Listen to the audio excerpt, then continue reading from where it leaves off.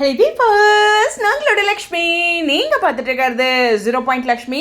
ஒரு பிரியாவிடையோட முத்தலகு சீரியல் கண்டிப்பாக எல்லாத்துக்குமே தெரியும். இறுதி பயணத்தில் இருக்காங்க அப்படிங்கிற ஒரு விஷயம் இந்த வாரம்.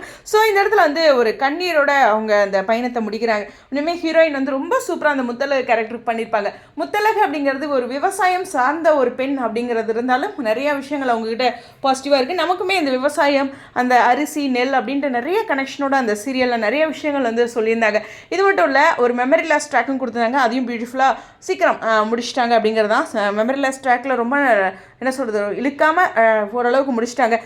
இப்போது ஐ திங்க் வந்து கடைசியில் இந்த கோர்ட் ட்ராக் அப்படின்னு நினைக்கிறேன். ஏன்னா அஞ்சலி அம்மா வந்து கூண்டில் இருக்க மாதிரி லாஸ்ட்டாக ஒரு பிரியாவிடையோட அஞ்சலி ஒரு அப்டேட் கொடுத்துருந்தாங்க. அதை நான் மிஸ் பண்ணிட்டேன். ஸோ இதையும் இந்த இடத்துல பதிவு பண்ணிக்கிறேன். அப்புறம் மீனாட்சி உங்களுடைய மகள் அப்படிங்கிறது இன்றைக்கி மெமரி லாஸ் சரியாகி முத்தலகு சொல்கிறது அப்படின்ட்டு எக்கச்சக்கமான பியூட்டிஃபுல்லான ட்ராக் அப்படிங்கிறது தான். ஸோ கண்டிப்பாக இந்த சீரியல் வந்து நிறைய பேருக்கு ரொம்ப ஸ்பெஷலான விஷயம். ரொம்ப அழகாகவும் பண்ணியிருந்தாங்க.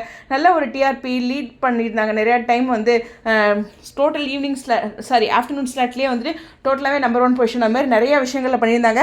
கண்டிப்பாக ஒரு சீரியல் முடியுது அப்படிங்கும்போது அந்த செலிபிரிட்டிஸ்க்கு எவ்வளோ பெயினாக இருக்கும் அப்படிங்கிறது முத்தலகோட கண்களை பார்க்கும்போது தெரியுது.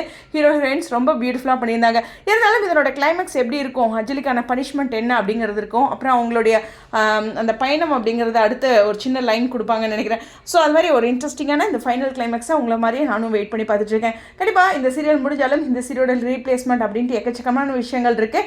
நம்ம அன்அஃபிஷியலாக ஆல்ரெடி சொல்லியிருக்கோம். இருந்தாலும் கூடிய விரைவில், அதாவது வர திங்கட்கிழமை நமக்கே தெளிவாக தெரிஞ்சிடும். ஹோப் சாட்டர்டேவே தெரிஞ்சிடும். ஏன்னா ப்ரமோலாம் போட்டாகணும் இல்லையா?